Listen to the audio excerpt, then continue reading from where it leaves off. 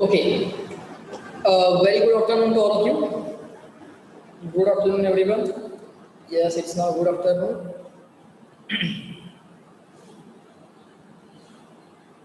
Yes. Let everyone join. Fine.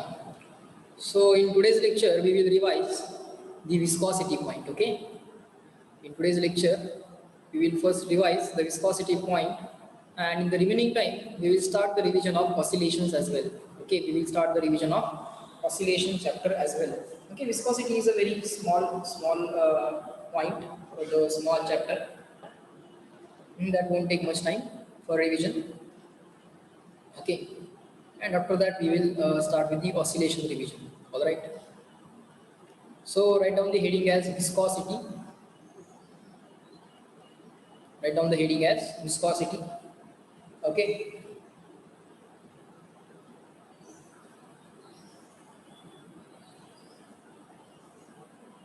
The first point that we will revise in viscosity is just give me 1 second.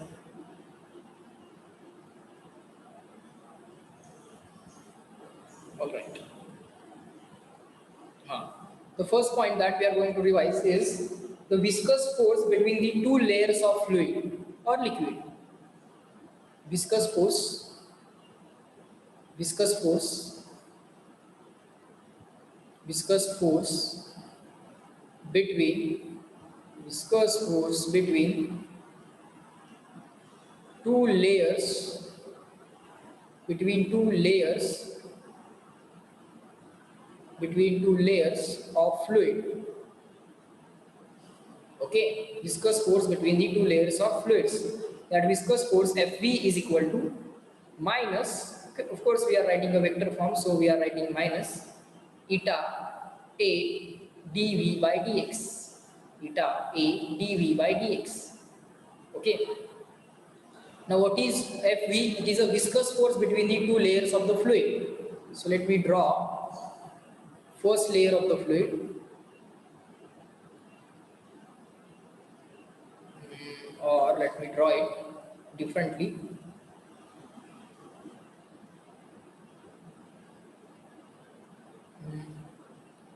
Let me draw it like this.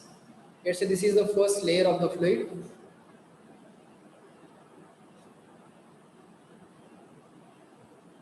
Okay, this is the first layer. All right. And let's say the second layer is below it.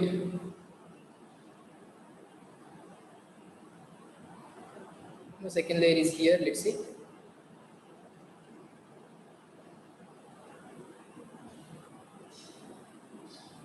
Second layer is here. You also draw along with me. I'll draw.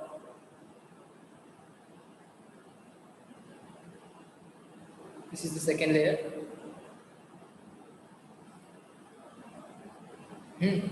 And the distance between these two layers, is, let's say, x. Distance between these two layers is, let's say, x. And velocity difference between these two layers is delta v. This layer is, let's say, moving in the rightward direction.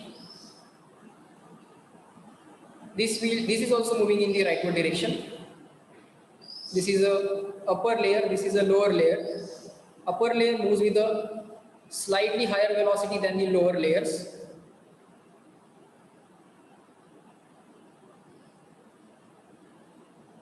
Okay, let's say the velocity of the upper layer is, lower layer is, let's say, v. Upper layer velocity will be v plus delta v. V plus delta v.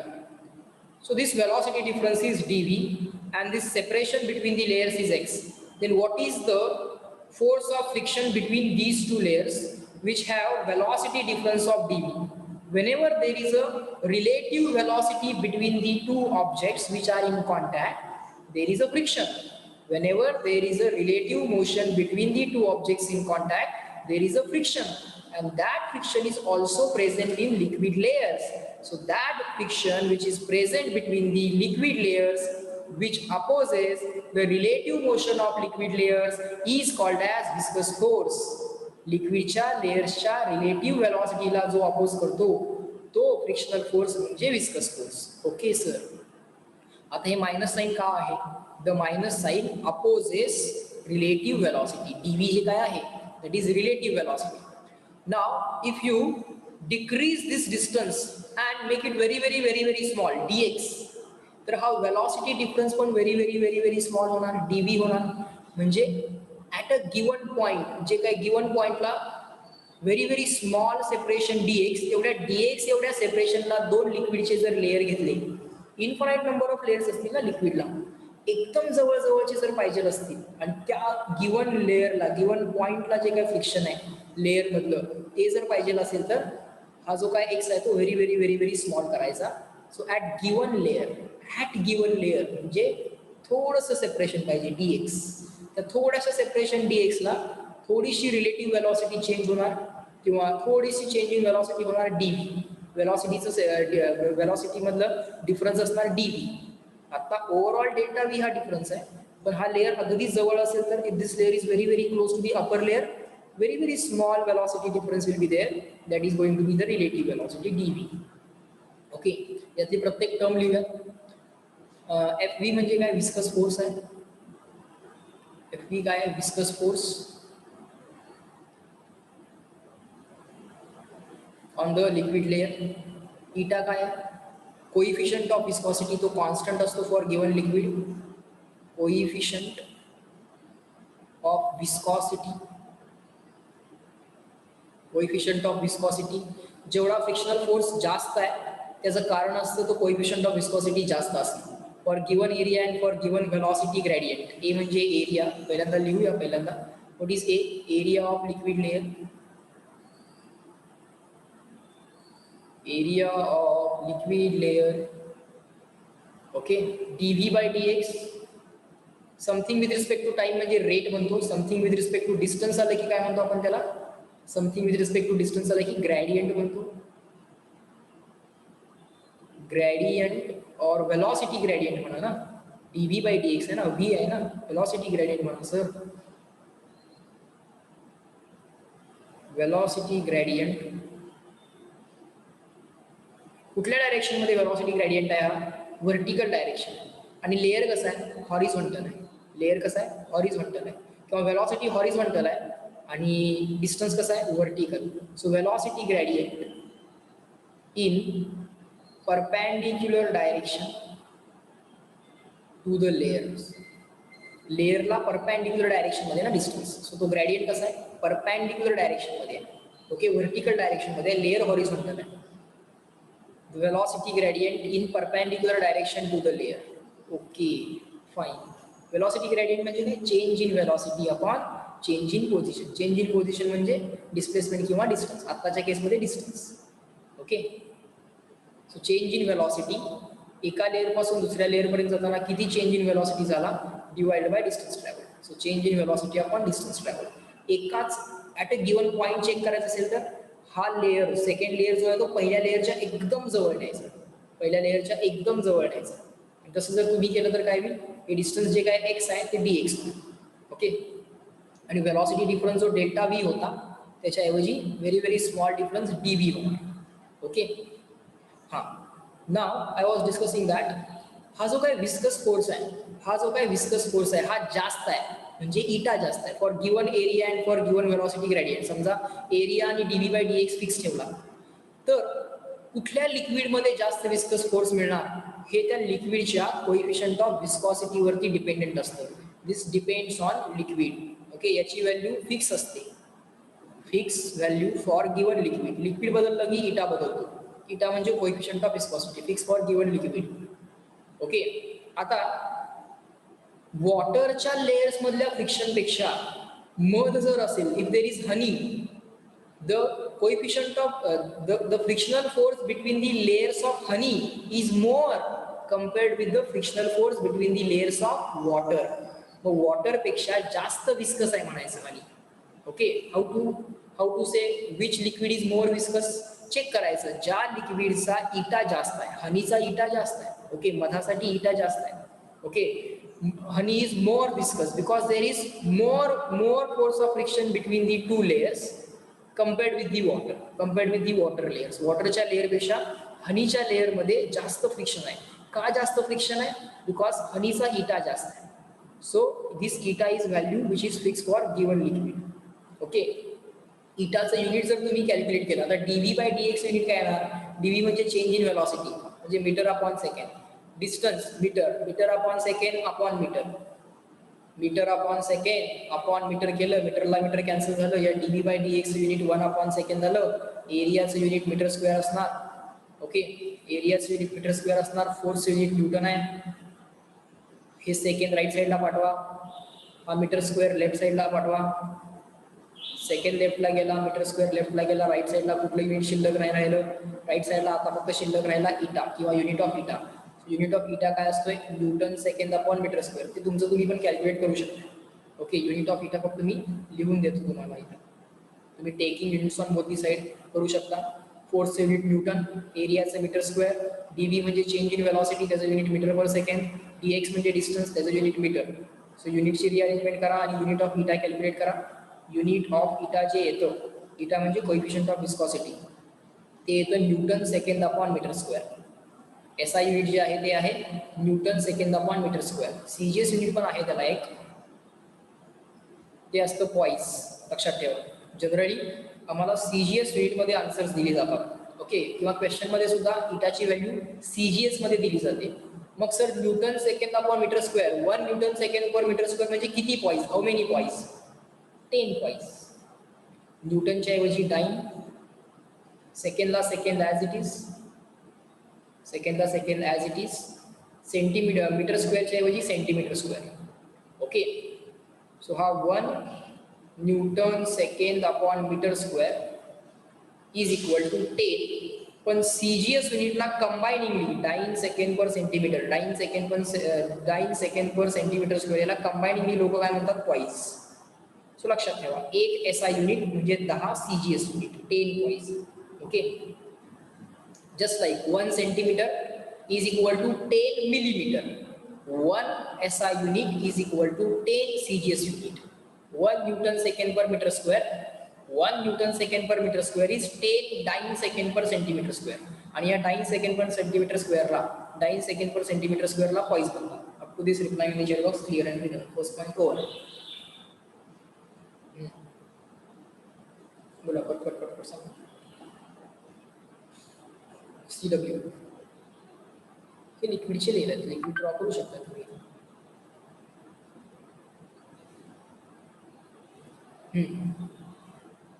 Reply in the chat box, clear and written. CW fast link झालं की सांगा.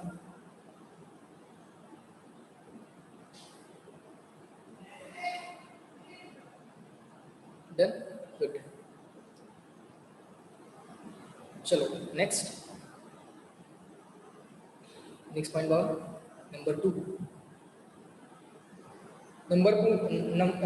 Number 2 point आहे viscous force acting on the spherical object. Right down. Viscous force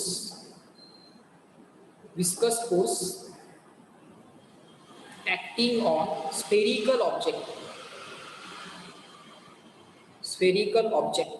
एखादा spherical object दिला, okay, आणि तो समजा एखाद्या विस्कस लिक्विड मध्ये मूव्ह होतोय. Let me draw the viscous liquid. हे एक लिक्विड आहे, suppose it's A this is a liquid, and in this liquid there is a spherical object like this. Okay, मग hollow असेल, solid असेल, doesn't matter. Sphere आहे ना, that's it. Hollow, solid doesn't matter. त्या spherical object ची radius घेऊयात बाळांनो small r. तो sphere let's say it is falling, किंवा राईटला लेफ्टला चाललाय, अप चाललाय, राईट चाललाय, कुठेही चालेल. मी आता घ्यायला लागलो, it is falling down. Okay, तर याच्यावरती हा ऑब्जेक्ट जेव्हा let's say with velocity equal to V move होतोय, डाऊनवर्ड, तर ह्याच्या वेलॉसिटीला अपोज केला जातो बिकॉज ऑफ दिस लिक्विड. आणि तो जो काय फोर्स आहे, तो फोर्स या ऑब्जेक्टला स्टॉप करायचा प्रयत्न करतो, म्हणजे त्याच्या वेलॉसिटीला अपोज करतो. That force is called as viscous force on the spherical object. FV. V stands for viscous and this V stands for velocity. हा जो V आहे तो velocity आहे, हा जो V आहे तो viscous आहे. हा जो viscous force असतो तो कसा लिहायचा असतो? असंही चालेल ना. Even this is also okay.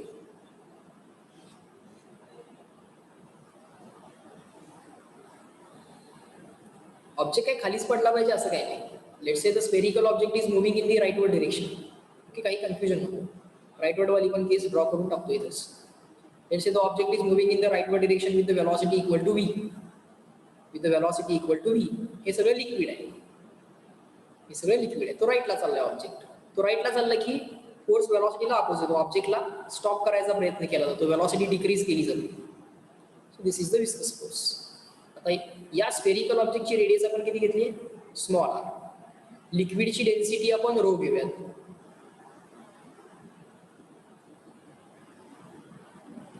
लिक्विडची डेन्सिटी किती घेऊयात? रो घेऊयात. ओके, आता त्याचा काही संबंध नाही असंच, पण इन जनरल आपण लिक्विडच्या डेन्सिटीला आपण ऑलवेज रो घेणार आहोत, म्हणून बाय कन्व्हेन्शन मी इथे लिहितो.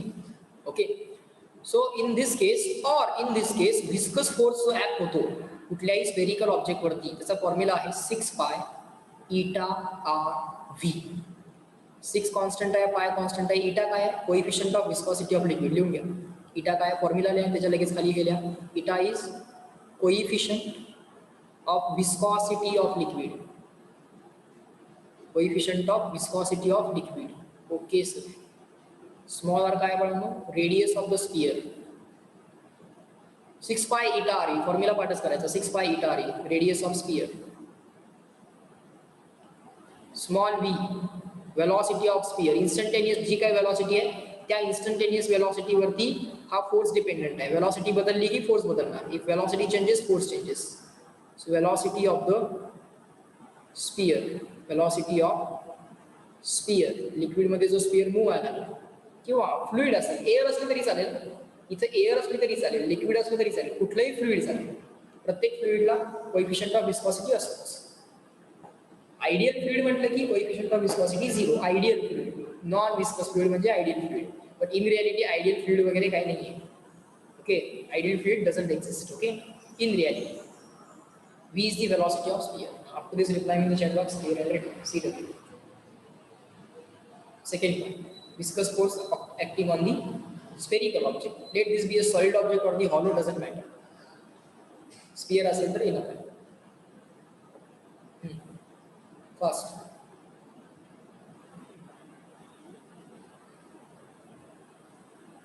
लिहून झालं की CW पटकन.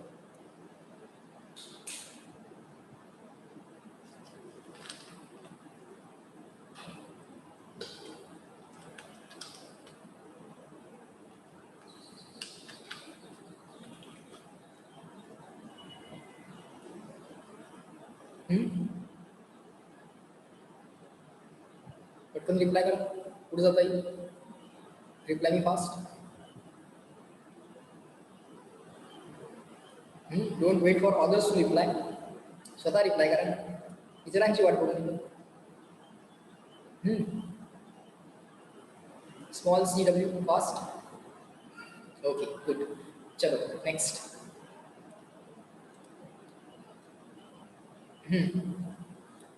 Third point is terminal velocity of the sphere falling in the liquid, viscous liquid. Terminal velocity. Terminal in bracket maximum. Terminal म्हणजे maximum. Terminal velocity of sphere, spherical object आहे बघा. Of sphere, terminal velocity of sphere underline करायला. Terminal velocity of sphere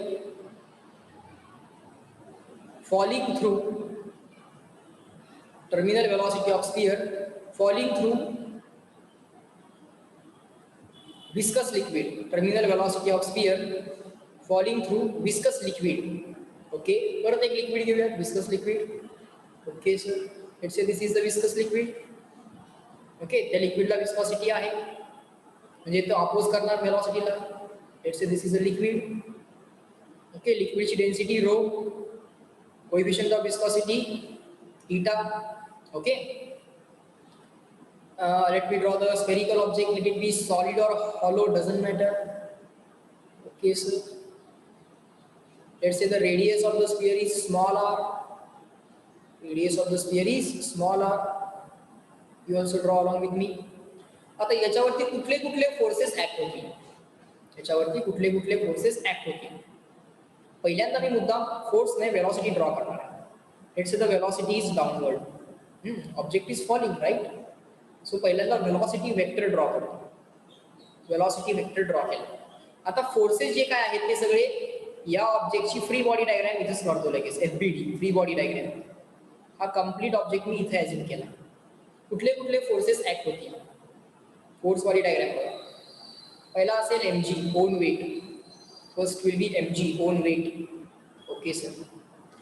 second असेल buoyancy. कुठलाही liquid काय करतो, opposite to gravity एक force लावतो. कुठलाही लिक्विड अपोजिट टू ग्रॅव्हिटी बायोन्सीचा फोर्स असतो. बायोन्सीचा फोर्स वेलॉसिटीला अपोजिट असं नाही शिकवलं. बायोन्सीचा फोर्स ग्रॅव्हिटीला अपोजिट. ओके. कारण तो डेन्सिटीच्या डिफरन्समुळं जनरेट होतो. बायोन्सीचा फोर्स जो असतो तो डेन्सिटीच्या डिफरन्समुळं. ओके. आणि जे काय प्रेशरचे रूल्स आहेत त्या प्रेशरच्या रूल्समुळे तो इफेक्टिव्हली ऍक्ट होतो असं आपल्याला म्हणता येईल. एक असतो बायोन्सीचा force which is always opposite to gravity. FB stands for buoyancy. सगळं लिहायचं आहे. पहिल्यांदा FBD ड्रॉ करा. एक असतो viscous force. Viscous force will be opposing the velocity of the liquid, sorry opposing the velocity of the ball. Okay. ही जी काय वेलॉसिटी आहे त्याला तो अपोजिट असेल. वेलॉसिटी डाउनवर्ड आहे म्हणजे विस्कस फोर्स अपवर्ड असेल. Velocity is downwards it means viscous force will be upward. Okay sir. Buoyancy झाला, विस्कस फोर्स झाला, वेट झाला. हे तीनच फोर्सेस आहेत. इनिशियली काय होतं, इनिशियली या ऑब्जेक्टचा स्पीड फार जास्त आहे. इनिशियली या ऑब्जेक्टचा स्पीड फार जास्त आहे किंवा असं म्हटलं तरी चालेल इनिशियली स्पीड जास्त आहे असं नको म्हणायला. समजा जस्ट रिलीज केला ऑब्जेक्टाला, हा ऑब्जेक्ट जस्ट रिलीज केला तर स्पीड 0 आहे. स्पीड 0 असल्यामुळे विस्कस फोर्स 0 का 6 पाय इटा आर व्ही 0 आहे. If the V is 0 6 pi eta R V तो पण 0 म्हणजे विस्कस फोर्स 0 म्हणजे हा विस्कस फोर्स नाहीच आहे. आणि मटेरियलची डेन्सिटी जास्त आहे म्हणूया than the liquid. Density of material is more than the liquid म्हणजे मटेरियल बुडणार आहे. मग ते बुडायला चालू होतं, हळूहळू त्याची वेलॉसिटी इन्क्रीज व्हायला चालू होते कारण initially mg is more than both of these forces. Initially weight जास्त असतं विस्कस फोर्स आणि बायोन्सीपेक्षा. कारण विस्कस फोर्स काय अजून जनरेट झाला नाहीये कारण अजून काय सफिशियंट वेलॉसिटी आलेल्या नाहीये. 6 पाय इटा आर व्ही जेवढी वेलॉसिटी जास्त तेवढा विस्कस फोर्स जास्त. टाइम t इक्वल टू 0 ला म्हणजे इनिशियली वेलॉसिटी नाही आहे, विस्कस फोर्स पण नाही आहे. बायोन्सी पण कमी पडते कारण मटेरियलची डेन्सिटी जास्त आहे लिक्विडपेक्षा. सो मटेरियल बुडणार आहे. सो हा बायोन्सीचा force let's say always less than mg आहे आणि विस्कस फोर्स काय अजून डेव्हलपच नाही झाला. सो इनिशियली mg जिंकला. mg जिंकल्यामुळे नेट फोर्स आला डाऊनवर्ड. नेट फोर्स डाऊनवर्ड आल्यामुळे नेट ऍक्सेलरेशन आलं डाऊनवर्ड. नेट ऍक्सेलरेशन डाऊनवर्ड आलं की डाऊनवर्ड वेलॉसिटी इन्क्रीज होणार. सो या ऑब्जेक्टची वेलॉसिटी इन्क्रीज व्हायला चालू होते. पण एक स्टेज अशी येते की with the increase in the velocity हा विस्कस फोर्स पण इन्क्रीज व्हायला चालू होतो. With the increase in the story सगळी व्यवस्थित आहे का. With the increase in the velocity हा विस्कस फोर्स पण वाढायला चालू होतं. या mgचं अपोजिशन जे आहे ते पण वाढायला चालू होतं. या mg ला होणारं अपोजिशन जे आहे opposition to the mg that also goes on increasing. हा FV वाढायला लागला की अँड अल्टिमेटली हा FV आणि बायोन्सी विस्कस फोर्स आणि बायोन्सी mg ला बॅलन्स करतात. नेट डाऊनवर्ड फोर्स 0 होतो. आता डाऊनवर्ड वेलॉसिटी इन्क्रीज व्हायची बंद होती. Net downward force 0, net downward acceleration 0. Acceleration 0 झालंय म्हणजे वेलॉसिटी चेंज व्हायची बंद होईल. म्हणजे जी आहे ती कॉन्स्टंट राहील, 0 नाही होणार. वेलॉसिटी 0 नाही होणार. ऍक्सेलरेशन 0 झालंय, नेट फोर्स 0 झालाय. नेट फोर्स 0 झाला की ऍक्सेलरेशन 0 होईल, वेलॉसिटी इन्क्रीज व्हायची बंद होईल म्हणजे कॉन्स्टंट राहील. आणि ती जी काही वेलॉसिटी आहे ती मॅक्सिमम पॉसिबल वेलॉसिटी आहे. त्याच्यापेक्षा जास्त आता वेलॉसिटी इन्क्रीज होणार नाही. And that velocity is called as terminal velocity. That velocity is called as terminal velocity. जेव्हा ही जी काही वेलॉसिटी आहे ही velocity equal to terminal velocity होणार तेव्हा नेट डाऊनवर्ड फोर्स आणि नेट अपवर्ड फोर्स इक्वल असतात. ओके. म्हणजे लिहा force balance at V equal to VT. VT म्हणजे टर्मिनल वेलॉसिटी. ते सगळं आपण लिहू नंतर. VT काय आहे, F काय आहे, FV काय आहे सगळं लिहू आपण. सो त्यावेळी फोर्स बॅलन्स कसा असेल, all downward equal to all upward. म्हणजे आता नेट फोर्स नाही आहे, म्हणजे आता वेलॉसिटी इन्क्रीज व्हायची पण झाली. इनिशियली mg मोठा होता, mg जिंकत होता. Okay, initially mg was winning, so net downward force was present, downward velocity was increasing, but at some point of time these forces all upward and all downward get balanced. तो balance काय असेल, mg is equal to fv plus fb. आता values टाका, numerical values टाकायचे, कारण direction तर already आपल्याला माहिती आहे. mg तर mg as it is. Viscous force 6 pi eta R V, काही प्लस मायनस टाकू नका, फक्त न्यूमरिकल व्हॅल्यू पाहिजे आहे. पण sir velocity is equal to V T, terminal velocity. Buoyancy काय असते, V displace rho liquid into G. आता कम्प्लीट मटेरियल उडलेलं आहे, त्यामुळे व्ही डिस्प्लेसला व्ही म्हणायला काय हरकत नाही, total volume of the material. त्याला तुम्ही 4/3 पाय आर क्यूबने पण रिप्लेस करू शकता. हा कम्प्लीट व्हॉल्यूम जो काय आहे तो डिस्प्लेस झाला आहे लिक्विडचा. Okay, that is V displace, rho liquid is rho, लिक्विडची डेन्सिटी रो आहे इंटू जी. असं तुम्ही बायोन्सीला रिप्लेस करू शकता. मासला तुम्ही डेन्सिटी इंटू व्हॉल्यूमने रिप्लेस करा, पण डेन्सिटी कोणाची घ्या, मटेरियलची. Mass of the material is density of the material into volume of the material into G is equal to हा 6 pi eta R. Terminal velocity as it is लिहा, V displace rho liquid into G as it is लिहा. नाव volume of the मटेरियलला 4/3 pi R क्यूबने replace करा and find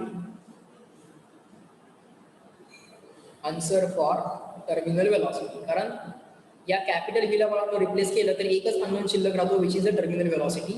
आणि तो जो काय टर्मिनल वेलॉसिटीचा बळावर फॉर्म्युला तयार होतो तो असा तयार होतो, 2/9.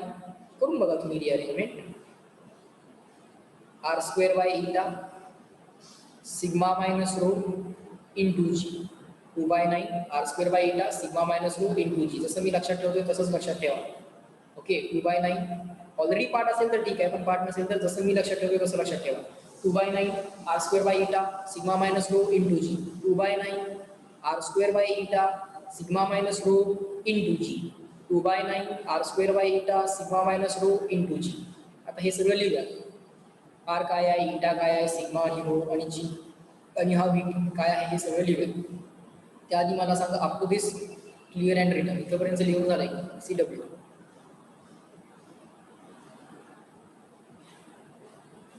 हे लिहून झालं असेल, फ्री बॉडी डायग्राम काढून झाली असेल हे पुस्तक. Okay, good.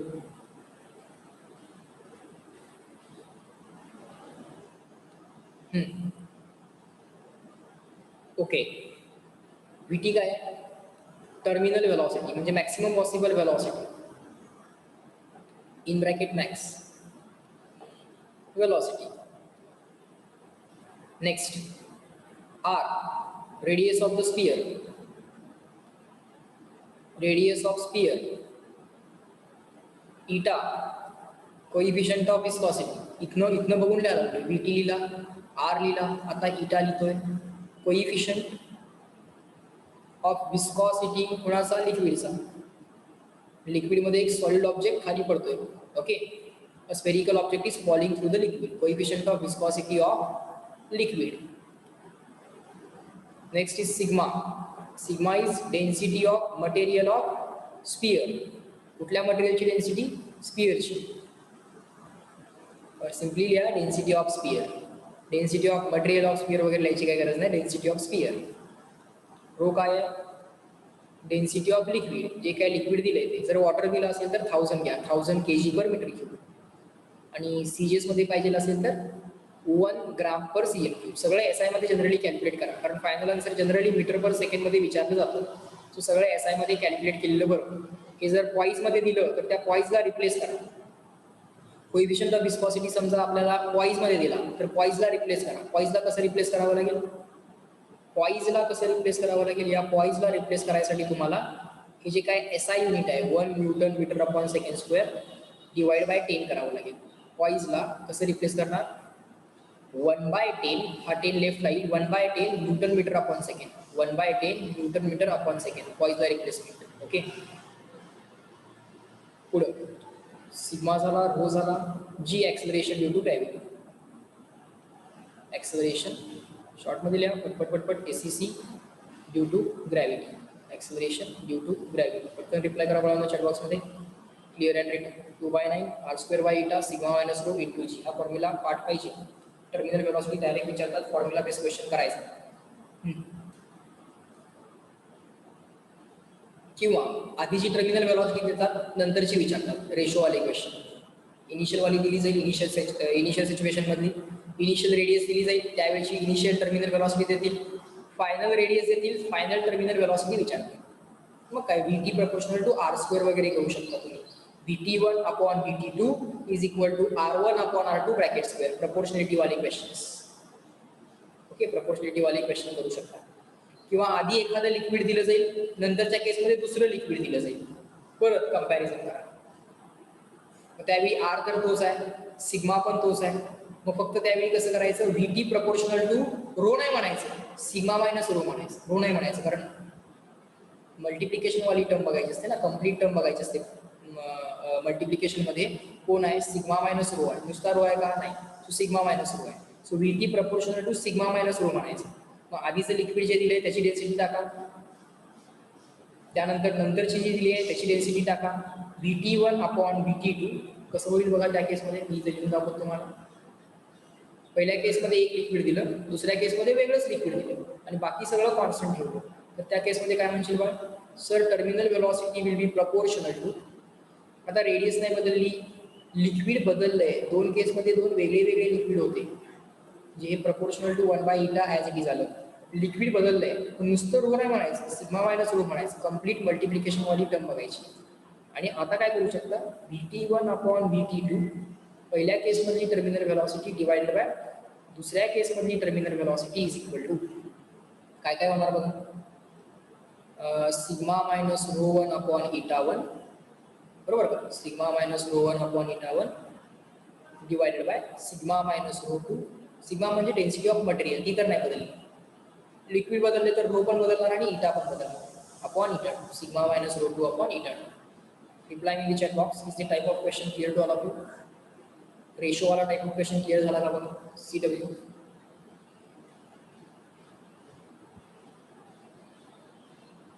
Yes. Okay. कधी कधी रेडियसला प्रपोर्शनॅलिटी लावायला लागतील, कधी कधी लिक्विड बदलले म्हणून, कधी कधी स्पियर बदलते.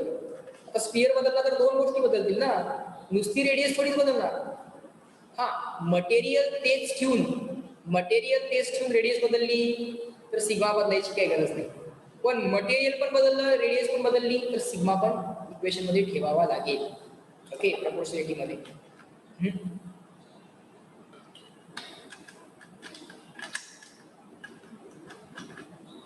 ही झाली terminal velocity when the sphere is falling through the viscous liquid. Sphere जर खाली पडत असेल, ओके, म्हणजे डाऊनवर्ड मोशन असेल. पण अशी पण केस असते ज्यात एखादा एअर बबल वरती वरती वरती वरती जात असतो लिक्विड मध्ये, तशी पण केस पॉसिबल आहे. तर त्याची टर्मिनल वेलॉसिटी काय असते, तशी मॅक्सिमम वेलॉसिटी काय असते. सो लिहा, terminal velocity of air bubble, of course spherical shape असणार त्याचा, air bubble rising through viscous liquid किंवा वॉटर. जनरली वॉटर दिलं जातं आणि जनरली एअर असते, कुठला वेगळा गॅस देत नाही. ओके, तर ती केस कशी असेल, हे वॉटर आहे, पण आता असं नाही काढून चालत.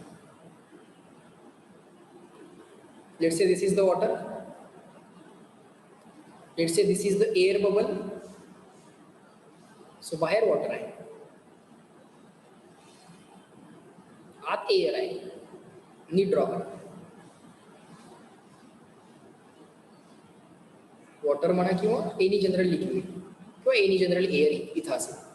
आता कुठले कुठले फोर्सेस याच्यावरती ऍक्ट होतील, त्याचं ओन वेट जे जनरली निग्लेक्ट केलं जाईल, हे जनरली निग्लेक्ट पण केलं जाईल. बघूया कसं करायचं.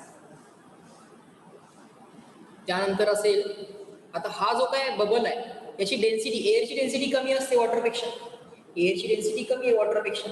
सो एअर हळूहळू वरती वरती वरती वरती येणार. इनिशियली ती रेस्ट आहे, इनिशियली ॲट टाइम t = 0 ही जी काय एअर आहे ती ॲट दी बॉटम आहे समजा, आणि ॲट रेस्ट आहे, म्हणजे इनिशियल वेलॉसिटी 0. इनिशियल वेलॉसिटी 0 असेल तर विस्कस फोर्स येतच नाही, कारण विस्कस फोर्स केव्हा येतो 6 पाय इटा आर व्ही असेल तर येतो, व्हीच नाहीये, विस्कस फोर्स येणार नाही. म्हणजे इनिशियली कोण जिंकणार, इनिशियली बायोन्सी जिंकणार, इनिशियली बायोन्सी जिंकणार, एमजीला हरवणार बायोन्सी. का? कारण एअरची डेन्सिटी कमी आहे वॉटरपेक्षा, त्यामुळे वॉटर याला वरती ढकलणार, म्हणजे बायोन्सी जिंकणार, एमजी हरणार. पण बायोन्सी जिंकल्यामुळे नेट फोर्स अपवर्ड येणार, नेट फोर्स अपवर्ड आला की नेट ऍक्सलरेशन अपवर्ड आलं, नेट ऍक्सलरेशन अपवर्ड आला की अपवर्ड वेलॉसिटी इन्क्रीज व्हायला चालू होणार, अपवर्ड वेलॉसिटी इन्क्रीज व्हायला चालू झाली की डाऊनवर्ड विस्कस फोर्स इन्क्रीज व्हायला चालू होणार, डाऊनवर्ड विस्कस फोर्स इन्क्रीज व्हायला चालू होणार. ओके, सो आपली तयार झाली बघा फ्री बॉडी डायग्राम. हा झाला तुमचा विस्कस फोर्स. आणि हा एअर बबल कसा मूव्ह होणार आहे, व्हर्टिकली अपवर्ड. ओके, मग इनिशियली हा एफ बी मोठा असतो, initially this F B is more than viscous force and M G, buoyancy is more than viscous force and M G. So initially M G जिंकतो थोड्या वेळासाठी, M G या दोघांना हरवून इनिशियली थोड्या वेळासाठी एम जी जिंकणार आहे. So net force will be upward, net acceleration will be upward, net acceleration, net force is upward, net acceleration is upward, upward velocity goes on increasing. Upward velocity increase व्हायला चालू झाली की downward viscous force पण increase व्हायला चालू होतो. At some point of time हा increase झालेला viscous force mg हे दोघं मिळून fb ला बॅलन्स करतात, तेव्हा मॅक्सिमम वेलॉसिटी येते. कारण तेव्हा नेट फोर्स 0 झालाय, आता अपवर्ड जी वेलॉसिटी आहे ती इन्क्रीज व्हायची बंद होते. नेट अपवर्ड फोर्स आधी होता, त्यामुळे अपवर्ड वेलॉसिटी इन्क्रीज होत होती, पण आता अपवर्ड फोर्स 0 झालाय. का? कारण नेट फोर्सच 0 आहे, नेट फोर्स अपवर्ड पण नाहीये, डाऊनवर्ड पण नाहीये. इनिशियली होता अपवर्ड, त्यामुळे इनिशियल अपवर्ड वेलॉसिटी बिल्डअप होत होती, इनिशियल अपवर्ड वेलॉसिटी वाढत होती, पण विस्कस फोर्स पण वाढला डाऊनवर्ड वाला. त्यामुळे एक स्टेज आणि एक टाइम आला, त्या पर्टिक्युलर टाइम इन्स्टन्सला हा जो काय बायोन्सीचा फोर्स आहे याला दोघांनी मिळून बॅलन्स केला, एमजी ना आणि विस्कस फोर्स. ओके, जनरली हे एमजी निग्लेक्ट पण केलं जाईल, पण आता फॉर टाइम बिंग बायोन्सी काय असते, व्ही डिस्प्लेस म्हणजे कम्प्लीट एअरचा व्हॉल्यूम, कारण कम्प्लीट एअरच्या व्हॉल्यूमनं वॉटरला डिस्प्लेस केले. V displace, rho liquid is rho into G, viscous force 6 pi eta R V. या इक्वेशनला काय लिहा, force balance at force balance when velocity of the air bubble is maximum, which is equal to terminal velocity. त्यावेळी force balance असा असेल, net force 0 झाला असेल, म्हणजे सगळे अपवर्ड इक्वल टू सगळे downward, all upward equal to all downward. So v displace rho liquid into G is equal to 6 pi eta R v is equal to m g. मासला काय लिहू शकता, density of air into volume of air into g. पण generally density of air ही neglect करू शकता.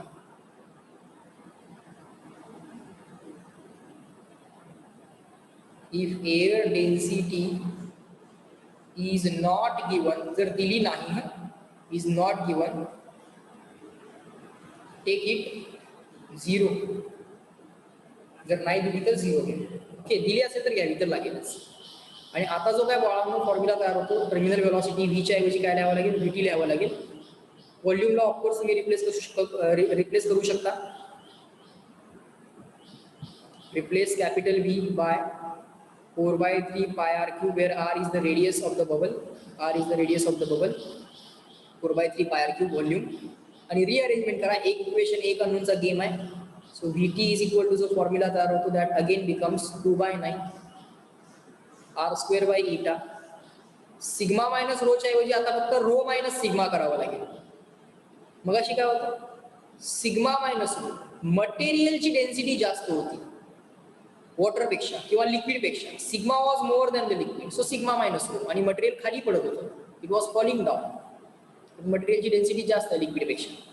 पण आता तुमच्याकडे एअर आहे, एअरची डेन्सिटी कमी आहे, सिग्मा मायनस रो नाही आहे, आता काय रो मायनस सिग्मा आहे इंटू जी.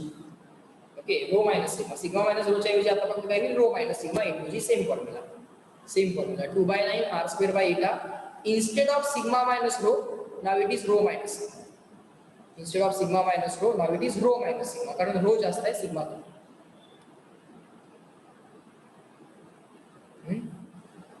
जनरली ती वॉटर असते, जनरली ती डेन्सिटी वॉटरची असते, लिक्विड म्हणजे, आणि जनरली हा जो काय मटेरियल आहे इथे जनरली एअर असतं. रो म्हणजे रो वॉटर आणि सिग्मा म्हणजे rho air. Up to this point reply in the chat box clear and written. हा फॉर्म्युला लक्षात ठेवायचा. एअर बबल जर वरती राईज होत असेल, clear and written CW. Check करा. हेच 4 पॉईंट आहेत बेसिक, हेच 4 पॉईंट आहेत विस्कॉसिटी म्हणजे, बाकी कुठले ॲज पॉईंट नाही आहे.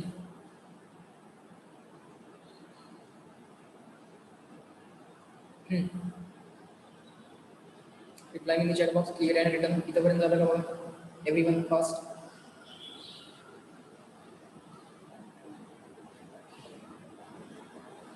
झालं.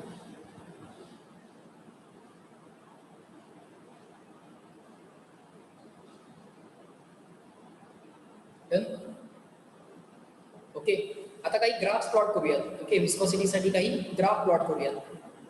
Right down graphs. ओके, आता ग्राफ्स कसे असतील बघा. पहिला ग्राफ प्लॉट करूयात नेट फोर्ससाठी. Can you hear me? Voice आहे ना चालू? इथून डिस्कनेक्ट झालं. चेक करा. Can you hear me? Yes, it's connected. Okay, you can hear me. Fine, no problem. पण इथं मोबाईलमध्ये डिस्कनेक्ट दाखवतो. ठीक आहे, असू दे, नो प्रॉब्लेम. All right. आता ग्राफ्स ड्रॉ करूया बघा. कुठले कुठले ग्राफ्स सांगतोय व्यवस्थित बघा. पहिला ड्रॉ करूयात वेलॉसिटी. Give me 1 second. पहिला ड्रॉ करूया वेलॉसिटी वर्सेस टाइम. टाइम झाला, वेलॉसिटी झाली. Velocity versus time. त्यानंतर आपण ड्रॉ करणार acceleration versus time. Net force म्हणा किंवा नेट ॲक्सलरेशन म्हणा.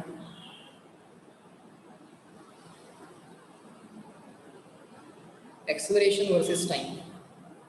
Okay, acceleration versus time. आता आपल्याला एवढं तर माहिती आहे की जेव्हा टर्मिनल वेलॉसिटी येते तेव्हा वेलॉसिटी वाढत वाढत वाढत वाढत जाऊन अल्टिमेटली ती 0 होते. अल्टिमेटली ती 0 होते. सॉरी, 0 नाही, मॅक्सिमम होते. अल्टिमेटली ती मॅक्सिमम होते आणि त्याच्यापेक्षा पुढे काय वाढत नाही. त्याचा ग्राफ असा. This is the graph for velocity. After some time it is going to become maximum, that is equal to terminal velocity. That is equal to terminal velocity. Okay. आता ॲक्सलरेशन पण जे आहे इनिशियली बघा, rate of change of velocity म्हणजे acceleration. या ग्राफचा slope initially जास्त आहे, नंतर स्लोप कमी झालाय आणि फायनली 0 झालाय. आणि फायनली काय झालाय? स्लोप 0 झालाय. स्लोप कायमच पॉझिटिव्ह आहे. It is always positive, but it is decreasing. इथं टँजंट बघा, इथं टँजंट बघा, इथं टँजंट बघा. स्लोप काय या ग्राफचा? डिक्रीज होत चाललाय. सो ॲक्सलरेशन म्हणजे काय असतं? dv/dt. Velocity versus time ग्राफचा slope. Okay, initially तो पॉझिटिव्ह आहे, फार जास्त आहे, ठीक आहे, पॉझिटिव्ह आहे, पण तो हळूहळू हळूहळू काय होत चाललाय? कमी होत चाललाय आणि अल्टिमेटली 0 झालाय. अल्टिमेटली 0 झालाय. तो ग्राफ असा आहे. ॲक्सलरेशन वर्सेस टाइम ग्राफ म्हणा किंवा net force versus time graph. Net force ultimately 0 होतो. इनिशियली असतो तो जास्त, पण अल्टिमेटली तो 0 होतो. कधी 0 होतो? ॲक्सलरेशन 0 झालं म्हणजे वेलॉसिटी वाढायची बंद झाली. या टाइमला जर t0 म्हटलं तर बरोबर इथं जेव्हा टर्मिनल वेलॉसिटी मिळाली आहे बरोबर इथं त्याच टाइमला t0 ला जेव्हा ॲक्सलरेशन 0 झालंय तेव्हा वेलॉसिटी वाढायची बंद होईल. तेव्हापासून ती कायमची कॉन्स्टंट राहील. तेव्हापासून ती कायमची कॉन्स्टंट राहील. म्हणजे हा t0 आणि हा t0 मॅच व्हायला पाहिजे. ज्या मोमेंटला ॲक्सलरेशन बाळांनो 0 होईल त्या मोमेंटला वेलॉसिटी इन्क्रीज व्हायची बंद होईल. ती आता कॉन्स्टंट राहील. ती आता कायमची कॉन्स्टंट राहील. चेक करा, समजलं का? आणि या ग्राफला आता सॉलिडिफाय करा. कम्प्लिटली सॉलिड लाईन ड्रॉ करा. हा झाला वेलॉसिटीचा ग्राफ. या झाल्या टँजंट, म्हणजे इथे तुम्हाला स्लोप्स कळाले. आधी स्लोप जास्त आहे, ती व्हॅल्यू इथे आहे. हळूहळू काय होत चाललाय, स्लोप कमी होत चाललाय, कमी झाला आणि अल्टिमेटली झिरो. सो कमी कमी कमी कमी कमी कमी होत अल्टिमेटली झिरो. या ग्राफचा स्लोप म्हणजेच ऍक्सेलरेशन. ऍक्सेलरेशन काय असतं, dv/dt. या ग्राफचा slope, velocity versus time ग्राफचा slope म्हणजे ऍक्सेलरेशन. ओके, चेक करा ग्राफ समजले, reply in the chat box.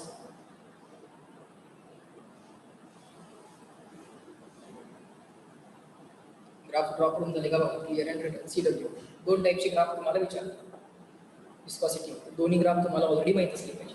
Net फोर्सचा विचारते किंवा त्याचा विचारते, वेलॉसिटीचा विचारते. हळूहळू इन्क्रीज होत ती मॅक्सिमम होणार आणि finally terminal equal to fix होणार. त्यानंतर काही इन्क्रीज होणार नाही, त्यानंतर ती constant for all the times. आणि इकडे पुढे for all the times acceleration zero. एकदा सगळे फोर्सेस बॅलन्स झाले त्यानंतर for all the times acceleration तुमचं zero. Okay, reply in the chat box, clear and return पटकन.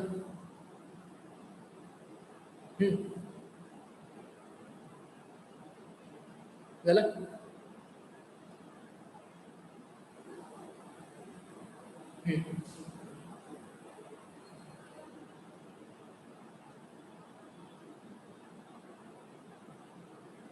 ओके, संपला विस्कॉसिटी. विस्कॉसिटीची रिव्हिजन संपली. ऑसिलेशन चालू करूया, पटकन रिप्लाय करा. ऑसिलेशन स्टार्ट करूया.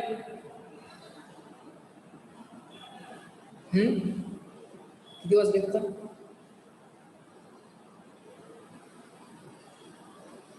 इट्स 1:30. ओके,